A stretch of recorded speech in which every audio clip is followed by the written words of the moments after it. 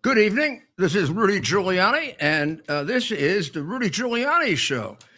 And tonight, boy, a lot going on and all in flux, right? All of it is somewhere in between proposed, negotiated, and decided. And how it gets decided in many cases will determine the future. I don't want to get too dramatic, but of the world and the United States. Let's start with tariffs. I guess it's a confusing subject for most people, particularly in the way there's so much talk about them, and they have so many different objectives. So I call it tariffs, the good, the bad, and the the long-term ones. The good and the bad are opportunistic tariffs that you use as a weapon, a scalpel, if you might want to call it that. I mean, if you think of the president as having to straighten out a world and an American economy that has a cancer, and the cancer, I guess, simply described, can be massive overspending without consideration of where it comes from. And this is a universal disease of left wingers, and some of it comes from all different reasons why people are left wingers. Some of them are pie in the sky idealists who just never think of any practical. Oh, let's take care of all of the poor. Okay, now let's do it. Let's get the money for it. And let's see if we take care of all of the poor, if we're actually going to cure poverty, or we're going to create dependency. Oh my God, you must be a Nazi to say that. No, how about I'm just a practical person with common sense, and I don't want to get too philosophical on you. But the whole reason why socialism, which has been attempted, the number usually given is 26, 27, 28 times, and wherever it's come to a conclusion, it's come to a violent conclusion, is because deep at the core of it, it is in conflict with human nature. And we're watching that in a number of places right now. So let me see if I can explain to you the difference in the tariffs. And then when we say effect on the market, what does that mean? Well, the least important thing is effect on the market for 1 day or 2 days or even 3 weeks. The market changes so dramatically that, I mean, just within the space of the last couple of weeks, you could have been really hurt on the market if you bought into the idea that the changes that are taking place are permanent. If you bought into the fact that the president's threat of big tariffs on Mexico was going to lead to major disruption and decline in trade between the United States and Mexico, and as a result of that decision that you made, you also made the decision, let me get out of holding stock that I have in the market that's sensitive to business between the United States and Mexico, or Mexico. By now, you would have lost a lot of money, because that got resolved between Sheinbaum and Trump they're not all going to get resolved this well, but it got resolved in almost a classic way. You couldn't do any better. In fact, you would say, why didn't Biden use these threats of tariffs a long time ago? Because what it accomplished was, first what it accomplished was, and then I'll say the final big result, about 10,000 troops on the border. The Remain in Mexico policy restored within an hour. Mexico taking people, which they can do very easily and make our problem, who are halfway up from southern Mexico to the border, and just turn them right around and push them right back over the border that they came over. Mexico's ability to do that is a little more unrestrained than ours. I could give you a lot of other examples. I'll give you the final result. last month, the month of February, was the lowest month for illegal crossings on the south border ever. I didn't say in 10 years. I didn't say in 20. I said from the day they started counting, Donald Trump took the most out of control border in the history of America, which the last 4 years was, and he turned it into nobody basically coming over. So under Biden, we had more people coming over than in all of the 60 years of Ellis Island. And under Trump, in less than a month, well, I guess it's a month now in office, right? A little over a month in office, he has set a record for the lowest amount of entry into the United States ever. Now, you're going to say, well, that's not the big problem. The big problem are all the people that are here. You're right, because the problem with that is we don't know how many people are here. We don't know how many people are here by the millions. It's not like, oh, gee, a 2-3% little error. The people unobserved by every classical study that existed before they buried them all. Much like they take down the left wing takes down things on the internet that may show that a person is a Islamic terrorist or a Nazi, a communist sympathizer, or somebody who might be motivated to kill people because Schumer told them to kill federal judges, just like they'll take that down. Or if a person is a trans killer, you will never hear that described. Very often in different local left-wing places, they're not going to tell you the race of the killer because they want to be sensitive. All that happens now because we don't have a free press. We have a regulated press, regulated for the purpose of changing you into someone who is hostile to the history and tradition of the United States, into someone who's very bitter about that and therefore wants to embrace one world communism. Just simple as that. That's what they're trying to do. Do they know they're doing it? Some do, some don't. Some are maybe in good faith fooled, and some are fooled because they're fools. And then you hear sometimes when they start talking about history that somebody forgot to teach history in Ivy League schools a long time ago and decided to teach brainwashing instead. So the Trump tariffs, good, bad, and ugly. So the good ones are the ones that achieve the objective for which they are intended. So the tariffs on Mexico and Canada have several purposes. But most of them, these lead-off tariffs, these 25% onerous tariffs, are intended to get the attention of two extremely left-wing politicians running their governments so that they help us with things bigger than our economy that has an effect on our economy. Halt as quickly as possible so we can turn our attention to the emergency within the United States, the entry of fentanyl into the United States.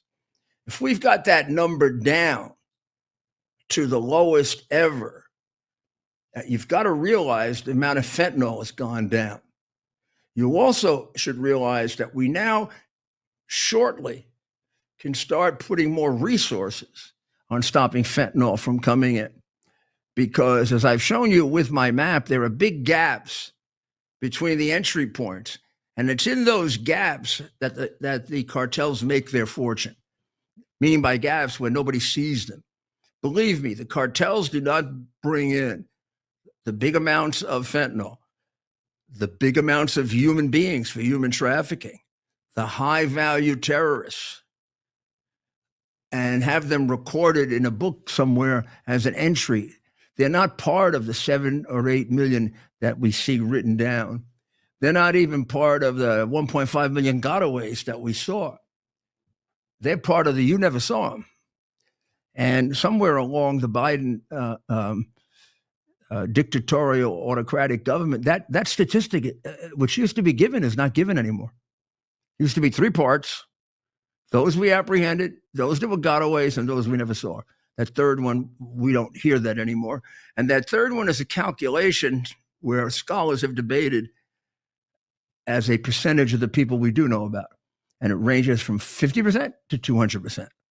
And almost every one of the schools involved is a Northeastern Ivy League school that made that calculation. And if anything, it's low. So before you can effectively deport, you got to limit. Because if you're deporting and they're coming in, what are you accomplishing? Nothing. So we have effectively crushed illegal immigration. And we've gotten, as you can tell, a big start on deporting. And that goes to the credit of Secretary Noem and Tom Homan, who have to be two of the stars of the administration. Some have gotten off to a faster start than others, and those two, hard to exceed how fast a start they got off to. The tariff against Canada, the tariff against Mexico is purely driven by immigration, fentanyl. They are giving them the push to have the guts to go after the cartels who exercise a great deal of control on them. And Claudia Sheinbaum's reaction to it has been 100%. I admired the prior president. You would find that very strange because he's a socialist verging on a communist, but he is a true believer in law and order. He has done everything he can to keep his country not controlled by the terrorists. He has not always been successful, and he needs us to help him. And I have no doubt deep in his soul, he was much happier with Trump, who he disagrees with completely on social policy as president, than Biden. I could see it in his face. I mean, I worked with and for the guy for 2 years. And Claudia is his creation and seems to be just like him. And if that's true, they're going to have a great relationship. On the other hand, we went from Castro's bastard, maybe. They all say he's the illegitimate child, that he's the illegitimate child to Castro. And they show the pictures and the face. And I don't think so. And if he was, Castro would disown him. He's too damn stupid. Castro was a horrible man, a killer, a murderer, killed gay people, killed Jewish people, killed everybody that disagreed with him, stole enormous amounts of money, was the richest man in Cuba. But he's one smart dude. This guy up there, I mean, if his wife's not around, he doesn't know whether to cross the street this way or that way. And he has ruined Canada. The Canadian economy is, I don't even know if it exists anymore. Now he gets succeeded as the prime minister for a short period of time. Oh, they put the pictures of Daddy and his son there. I bet that, he probably wasn't brought up by Castro. He'd be a far tougher adversary. So the guy that succeeded him, Carney, this guy's a real clown. I mean, he's a big, big clown. We played yesterday for you the statement that the one thing they'll say about me is that I'm a one world advocate and an elitist. And that is exactly what we need. I want you to sit back for a moment, do something that the left wing doesn't ever want you to do, think, and say to yourself, what does the word elitist mean? If you are calling yourself an elitist, doesn't that mean you believe you're better than other people? Right? Isn't that the reason why we don't like any more elitists and people who live in a glass tower and they think they're all better than us and we're the deplorables? And now, I also would say, isn't that completely inconsistent with somebody elected by a democratic process to represent the people? Shouldn't you be like Abraham Lincoln, that you believe you're of the people? Not that you're better than the people? Isn't that what's wrong with Europe? Well, this guy is a very proud member of the World Economic Forum, led by Klaus Schwab. The meeting will come together for the World Economic Forum. Show your papers at the door or check into the cells that are provided for those who do not follow the rules. Klaus Schwab, George Soros, these are his pals. He's already at war with Trump. This is going to really work. Canada is a very nice country. I love Canada, and I feel very bad about this. And Canada helped bail me out on 9/11, and I have an eternal debt of gratitude to them. But when from the time they selected the alleged bastard of Fidel Castro, and I'm using the word bastard the way Shakespeare used it, so don't get all upset now. It's used quite a bit in fact, it was quite common in Elizabethan England to describe certain princes as the king's bastard, because the king had a lot of them. I understand there's a certain situation in Arizona like that too, but I'm not saying anything because I don't want to be nasty. So the reality is that the Canada thing should go exactly the way the Mexico thing is going, which Trump and Claudia turned into such a positive that 2 days ago, Claudia had a festival that was originally organized to protest Trump, in which she brought the head of the major labor union in Mexico, who is, left, who pronounced how happy he was at Trump being president because they could reach realistic deals. So that's one of the results you can get from a tariff. So isn't the question, not the Wall Street Journal's childish, almost hysteria over tariffs. They blame everything on tariffs. Inflation came from tariffs. Hey, come on, you're too smart for that. They're not even in effect yet. How about Wall Street Journal also? Russia is making advances, 2 weeks ago, because of America not giving Ukraine intelligence for 23 hours. 2 weeks later, 2 weeks later. I mean, they write things that they must have an editor. I mean, if I were editing that, I'd say, well, wait. These battles that Russia prevailed in happened 2 weeks ago. America stopped giving them intelligence 2 weeks later for a day. And that's why the Ukrainians got their ass kicked in. You think maybe you're prejudiced and biased? Now, the Ukrainians did deliver a massive blow on Moscow yesterday, I think it was, with a massive drone attack right in Moscow. Russians return with a massive attack of their own on energy facilities all throughout the unoccupied part of Ukraine to turn off their electricity. Now, I really do think all of that's unnecessary. I don't know what exactly can be gained now by delay. I do think that, however he accomplished it, Zelensky gave Putin another week to try to get Kursk back. So he got Kursk. Ukraine was able to take Kursk. They've got part of Russian territory. It's somewhat symbolic, but it's somewhat real. It's the first invasion of Russia since Hitler. It's the first successful invasion of Russia since Hitler. And he took a small but meaningful town in Russia, and he controls it now as Ukrainian territory. Now, I would see that as a bargaining chip. And I think a week and a half ago, Putin was content to let him have that, because I think Putin has in the back of his mind, despite the fact that he's saying, we will give no territory back. Actually, he hasn't said it. His henchmen have. I think he's perfectly prepared to get some territory back.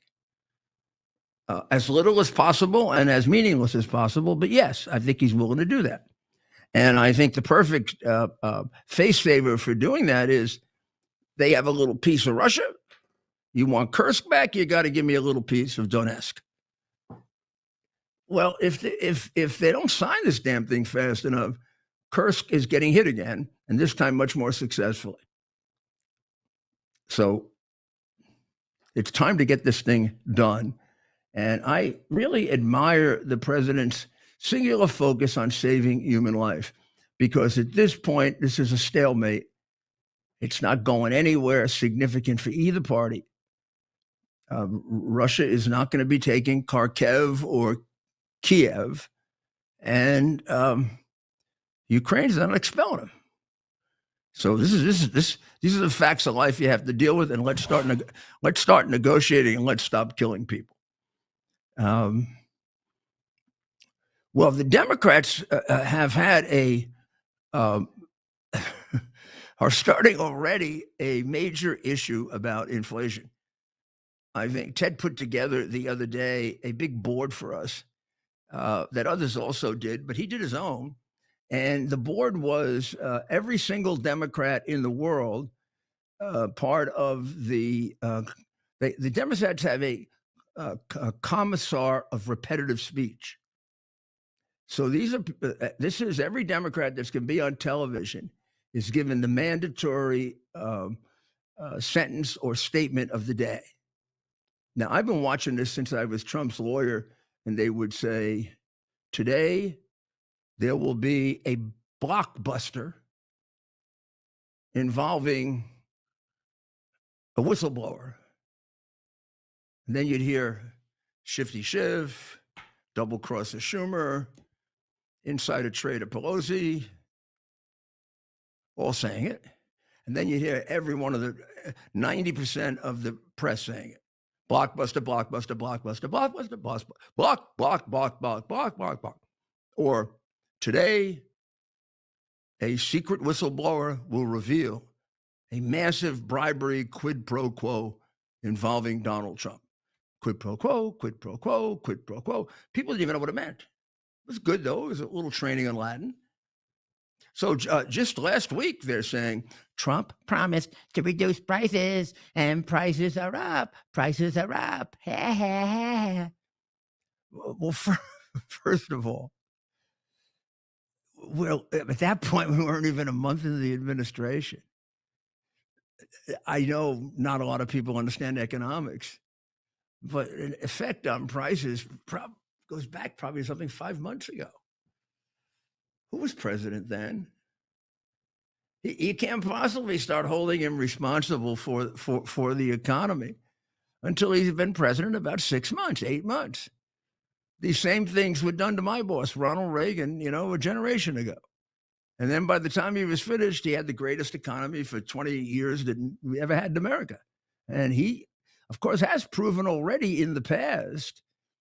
He's proven already in the past that that he can turn these things around. So let's just take a look at a couple of things, because as I told you about the market yesterday, this stuff fluctuates quick. And before you do a multi-million-dollar campaign on inflation, and if you did, you just wasted it, I want you to take a look at these numbers right here.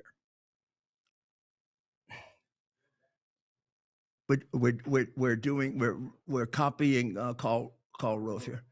So Ted, I'm going to hold them up, and since I'm holding them up, why don't you read them? This is also an eye test for Ted. Yeah.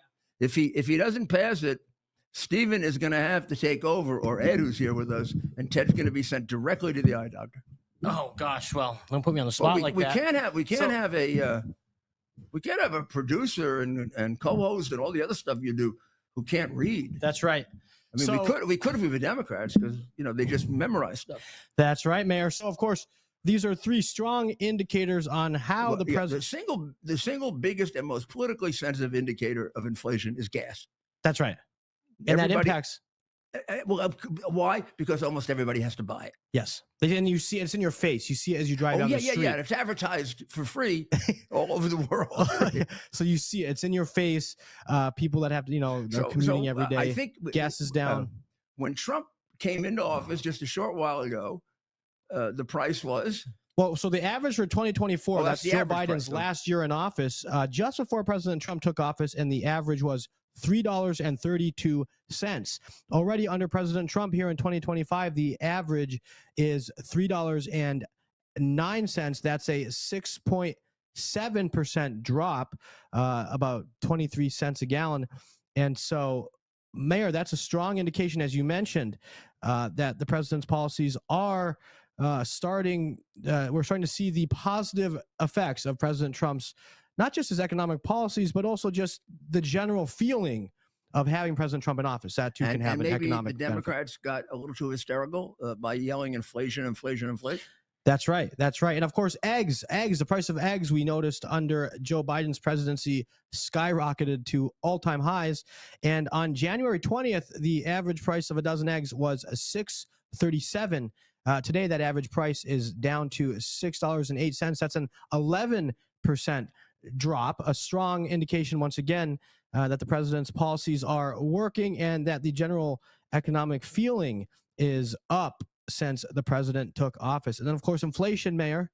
Inflation when he took office was 2.36%. Today, negative 1.35%. I'm not a math major, but I do believe that's well over 3% drop. That's a major and that's drop. just under 2 months. Wow. So the stories of the demise of the American economy are premature. And the fact is, honestly, what they were saying and what I just did with this makes no difference right now. All this does is to show you they're lying. It shows you how transitory this is. These numbers have to be about 6-8 months into the year before we don't. These numbers, there could be tremendous growth in some of this, tremendous decline in some of this.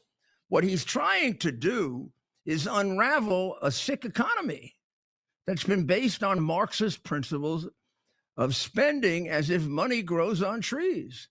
3 spending bills after the major spending bill, quite honestly, that he did, and he did it out of an excess of caution over COVID. One would say he maybe spent too much in retrospect, but at the time that he did it, the whole world was in panic. Now, he immediately said no more spending on it.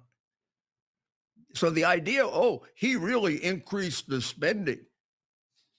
But before he left office, he had already decided we don't need to spend any more money on COVID. And he had already turned the economy around. I mean, he cut inflation by like 40%. And then Biden came in and passed really 2 major bills. The last one, the ridiculously named anti-inflation bill, that created the highest inflation in 40 years. So you take a look at gas prices, you take a look at egg prices. I think it's worth calming down and taking a look at some of the positive achievements that bode very, very well for the future. Mexico basically assessing the tariffs in a very, very sensible way to help our economy and theirs. There's a whole issue there with one of our great trading partners now completely reversed and improved. Canada will go the same way. You see the Ontario Premier has changed his mind. Now, he's probably, I remember his brother who was a mayor who was taking drugs in office and drinking in office and said he should be allowed to do that. And this may not be the most balanced group of people in Ontario, Canada. But I mean, that was a one-day attempt to challenge Trump. I think this guy Carney is going to do it, but I think he's going to flame up because anybody that's stupid enough to say I'm an elitist in a democracy has got to be really stupid, bank or a no banker. You know some very stupid bankers, right? Everybody's the vice president of a bank. One of the things the president talked about was the sovereign wealth fund. I'm not going to spend a lot of time on the sovereign wealth fund, but there is a good article in the Wall Street Journal today. I don't understand why President Trump would want a sovereign wealth fund for a country that wants to stay as much out of managing the economy as we do. And I really do think this is inconsistent with the concept of people smarter than all of us, our founding fathers. This country has too much control of the economy, and I would not be favorable toward a sovereign wealth fund for the United States. And I think in this particular case, although I disagree a lot with the Wall Street Journal, I would agree more with the Wall Street Journal if they weren't obsessive compulsive about tariffs. I'm not asking them to like tariffs. I'm asking them to start looking at the fact that there are tariffs for different purposes, and the ones they are objecting to are the ones that are large, put on for no purpose other than to get revenue, and they're going to drive prices up. They can't possibly disagree with tariffs that are done to protect us against being killed. They can't possibly disagree. They don't disagree with tariffs against China because they realize China is on a roll to kill us. And I don't know how you can disagree with reciprocal tariffs, but I tend to think they might. And that's real simple. Let me give you an example of that. Let's pick Ireland because the Irish president was there today. And the president is so transparent. They asked him to try to embarrass him. They said, Mr. President, well, how about Ireland? Are their tariffs too high? What did you think he was going to lie? He looked at him. He said, yeah, they are. And I don't blame him. I'd have made Irish tariffs high too if I had jerks on the other side who were willing to sail out the country. We just have people that understand the economy negotiating for us. So let's say both Ireland and America make pencils. So Ireland says, I'm going to put a 20% tariff so that we can protect our Irish pencils getting sold in your country, because we can sell them cheaper then. I'm going to put a 20% tariff on American pencils. And then we take the Irish pencils, but we don't put any tariff on them. And then we don't have a pencil industry after a while. That's a simple explanation of how we lost the steel industry, the automotive industry. This is how we lost 8 to 10 million jobs that are very, very good and necessary jobs. This is an explanation of how we lost control over valuable commodities and minerals and processes that are necessary for our national defense. It's how we lost control of our medicines. Here we go into the pandemic and we find out that 90 to 95% of our medicines come from China and India. If we invented them, they make them. You have got to maintain for yourself a basic bare minimum so that you can be independent. And that has to be irrespective of the economy. Because if you don't, you're not going to have an economy. There are certain, like we have to be able, and we're certainly capable of it, of being energy independent. When we thought we weren't energy independent, it was one thing, but Ronald Reagan brought us to energy independence and would have brought us to energy dominance. And then Biden cut back on most of what he did. So we're going to take a break, and when we come back, we're going to talk about the Ukraine deal, which is going to turn out to either be very exciting or very disappointing, depending on what Vladimir Putin does. And with the president using, the ball is in your court, and the ball now is clearly in the Kremlin. We'll be right back.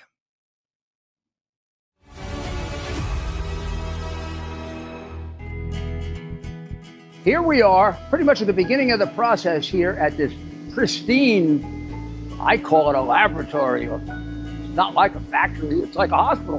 This is the beginning of the process for roasting. Deep green, very good quality. Most people don't use this quality. We deal with small farmers because they like to know who we're dealing with.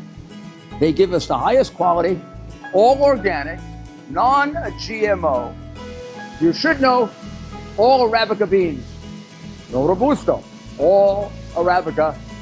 They're going to go into the roaster, and it'll get roasted for about 20 minutes or so.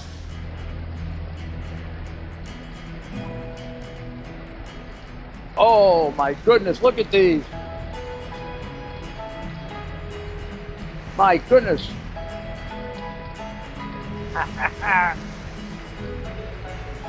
You're going to want to specially order these.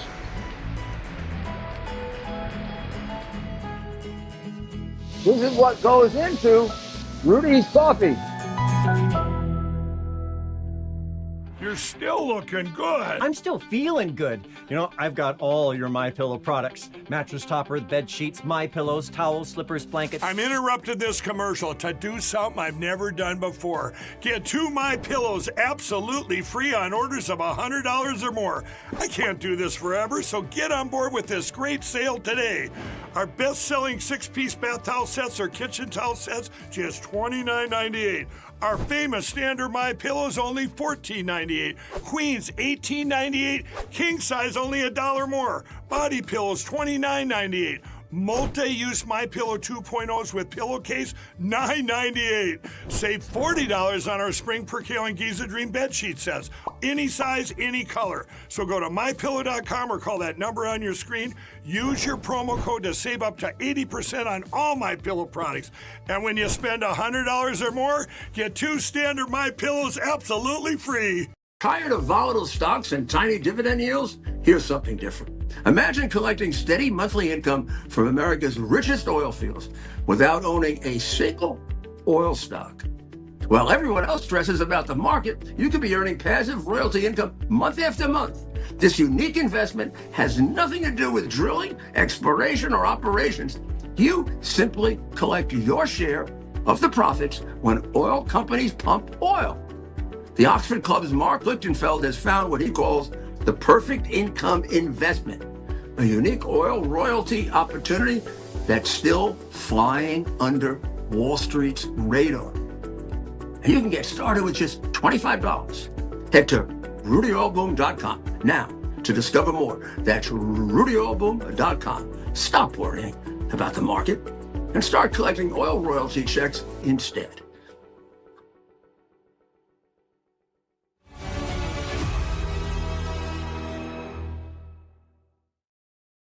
This is Rudy Giuliani, and we're back with the Rudy Giuliani Show. So we're about to talk about the complicated situation of Ukraine.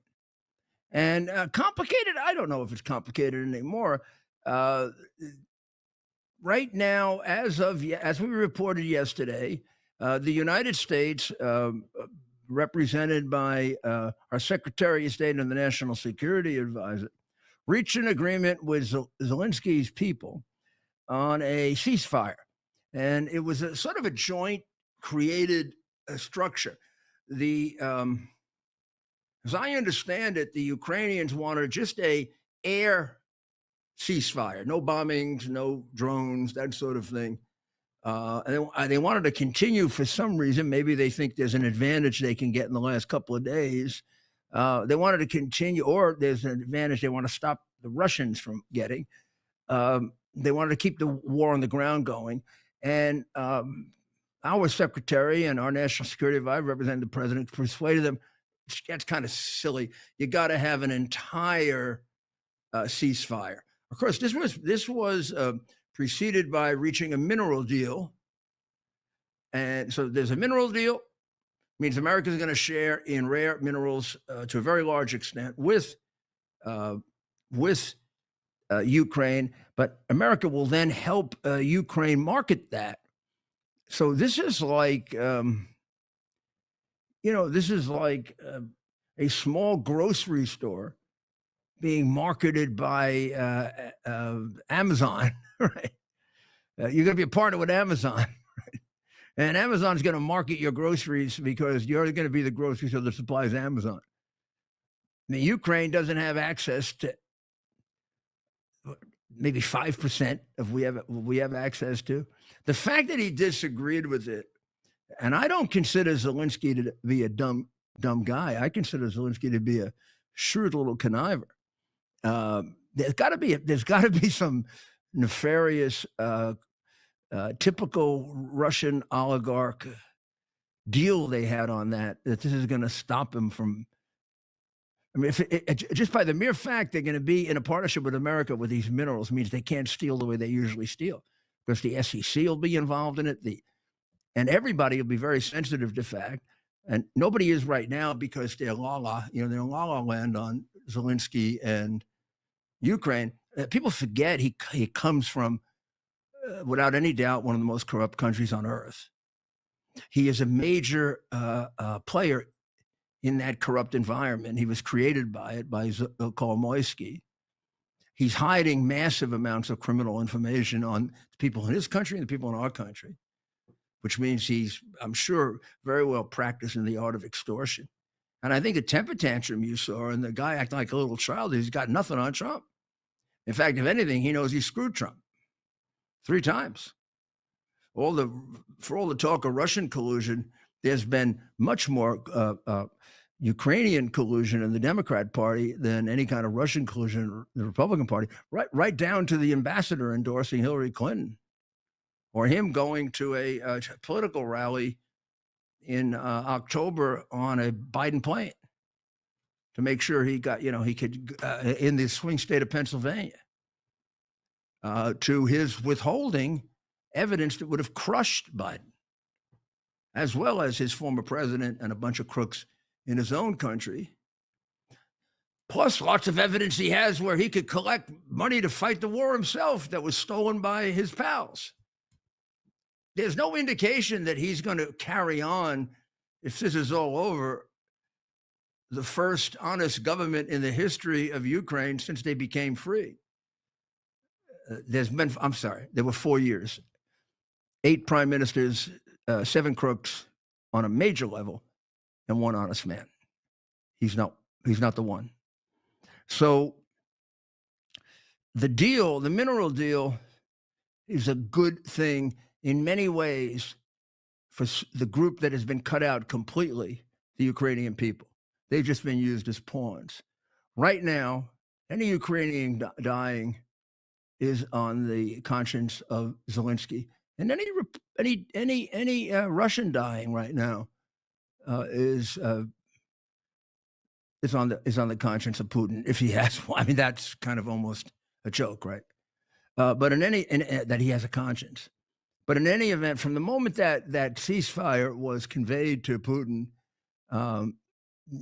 forget all the silliness about you have to just agree to it. It's a ceasefire. You can go back and kill him anytime you want. Just stop. You can't discuss peace while you're killing each other. Here they are discussing peace, and the other day, the Ukraine launches its biggest attack, I believe, by drones on Russian territory during the course of the whole war.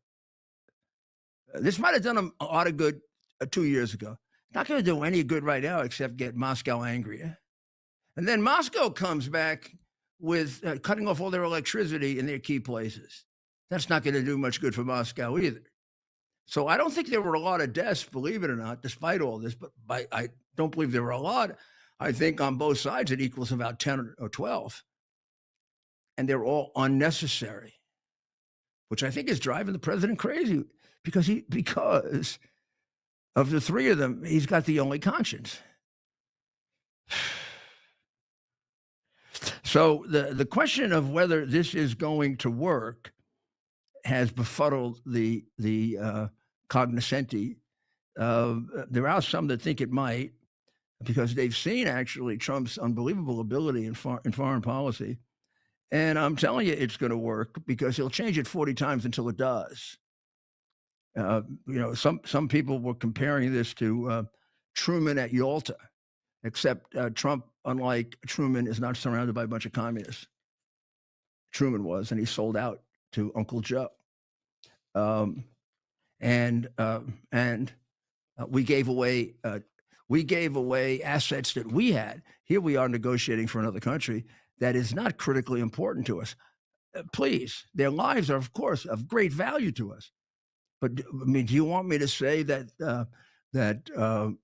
Congo is of national security important to us? It's of humanitarian importance.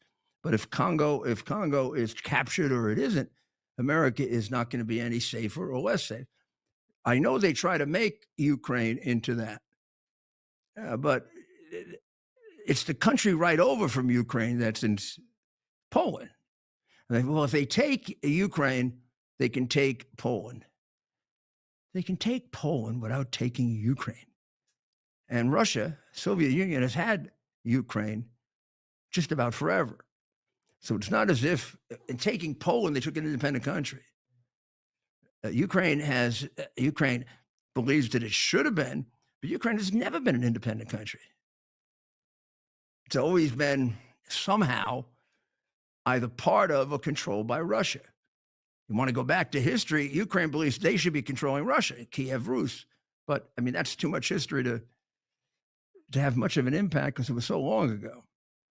It's all big debate about what's the source of Christianity in that part of the world. And the Ukrainians are probably right. It was Kiev Rus. And then they moved to Moscow later. But in these negotiations, I really don't know what that means. So impossible to go much further until we know what the Russians are going to do. There are indications of both. There are Russian leaks that this is a non-starter. He's not intending to give up any Russian territory that the Russians have taken. He's not agreeing to anything, and I don't believe that's correct. I think Putin is putting on a very, very tough, hard line, but Putin is suffering from this war. And he's not going to show it because he's a damn good negotiator. But this would be valuable to him to settle this, even if it isn't on perfect terms. And I would make one other suggestion. I know Vladimir Putin doesn't count on me for advice, but he'd actually do himself a lot of good if he made a deal that looked reasonable. He would do some repair work on his having made himself, by what he did, the monster of the world. And he doesn't want that for his people. He really doesn't. I know, I believe I have a very good fix on what Putin wants. And I think a lot of people don't. A lot of people think that Putin wants to recreate the Soviet Union. They haven't read Putin and haven't listened to Putin and haven't talked to him. Putin wants, but I'm not saying it's good. More limited. Putin wants to recreate the Russian Empire. Because, believe it or not, he was antagonistic to communism because communism was antagonistic to Russia. Most of your great communists were not Russians. Now, they were Russian by ethnicity, but they were like the Cultural Revolution Chinese. They wanted to do away with Russian history. And that's why Shostakovich and all the great artists in Russia at the time were constantly under state scrutiny.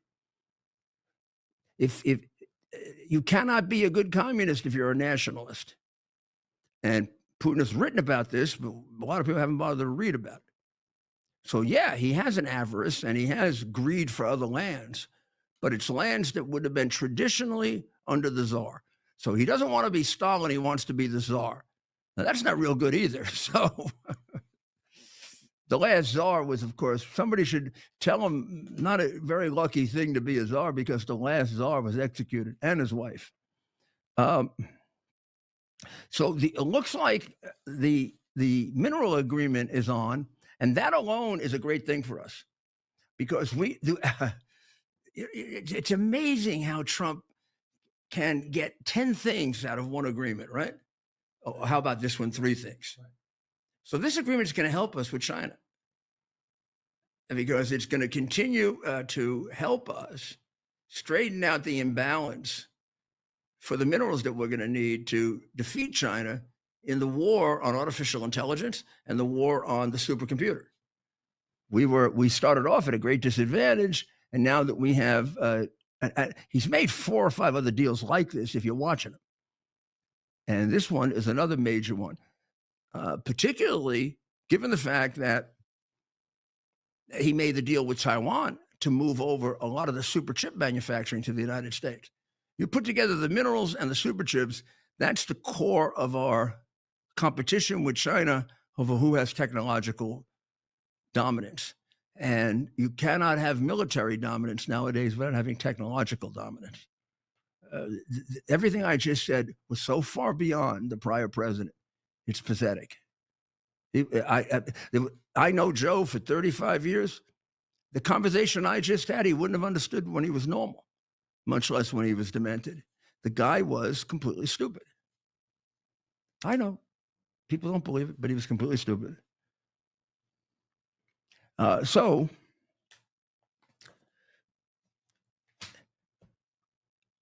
I don't have a prediction. I don't know what Putin was going to do. I could have told you a week ago what Putin was going to do. Putin would have agreed a week ago. But Putin got new life when Zelensky made an ass out of himself. And he got a little more time. And I think he had given up on getting Kursk back. And now he sees he could get a bit of an advantage if he gets Kursk. So let's look at the map. Can we look at the map over here? Maybe we've got to put the whiteboard down, Stephen. I'm not sure. Well, we got it there. Good. So Kursk is the region in Russia. I think this represents about 40 or 50 miles from Ukraine. Notice you could get there from Sumy or from the second biggest city, and the one that Russia really wanted, Kharkiv, and it's the city they better not get because it's my city. I built things there. So the Ukrainians invaded, took it over. And since they took it over, the Russians have been trying to get it back, and they have it.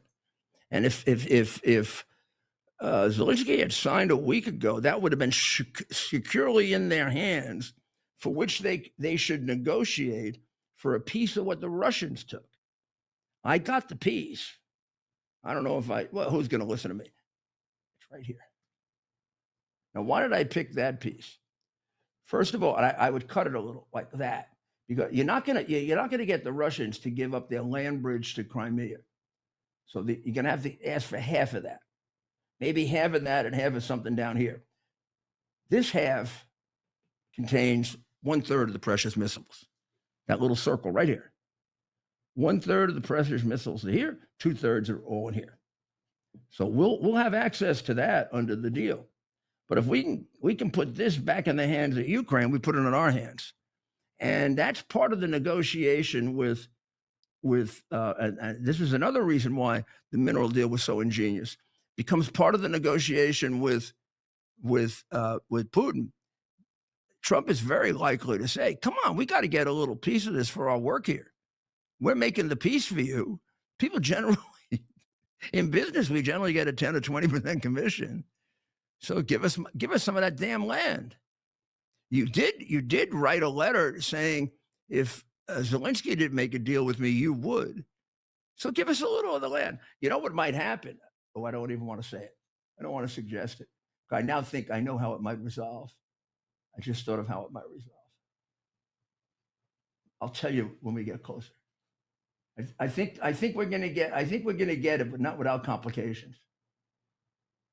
I think I know exactly what Putin will counter with.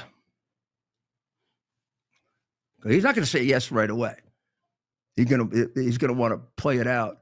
Now, if he was a good man, he would, because he'd be thinking about the people dying. But Zelensky doesn't think about the people who are dying. So how do you expect this other guy who was a KGB killer to think about the people who would die? So U.S. is restoring military aid. U.S. is restoring intelligence. The intelligence that was missing was for a day. I can't even imagine it had an impact. The president has now made it clear he wants the hostages back, and they straightened out the obvious mistake made by Adam Bowler, who said some really, really very damaging things. He said, I don't know where he came from, by the way. He said that the Hamas people are really very nice people, but we have to say they're terrorists. And he said that Israel, we had our own interests there, and Israel didn't have to be part of his negotiations. our interest and Israel's interest, there can't be like a fly speck in between the two. If you know anything about how to negotiate for an ally, he obviously doesn't, the poor kid. And why they sent him there, I think Witkoff was just too busy going off to so Witkoff came back, and Witkoff and Rubio have now very diplomatically said, not that he was a jackass or terrible or awful. They said it was a one-off attempt to release some hostages. One-off, I think, means a terribly stupid thing to do. But we're back negotiating with Israel now that the adults are in the room. And I suggest that they take Adam and, I don't know, let them work at the archives or something. That'd be a good place. But get them the hell out of negotiations, please. We don't have to start looking like the Biden administration, do we?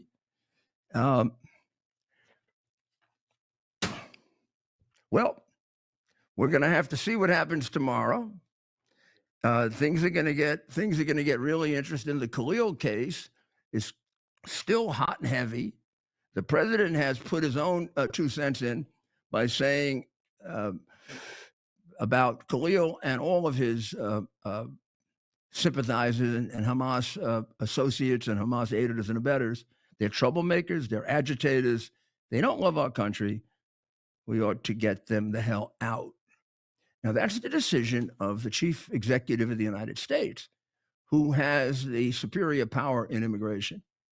And I have no idea why this extremely left-wing, again, New York judge, thinks he was elected president of the United States. And the decision of the Secretary of State and the president to expel someone who's not a citizen, who is taking up protests for a terrorist and interfering dramatically with the ability of Jewish kids in particular, but kids in general, to get an education.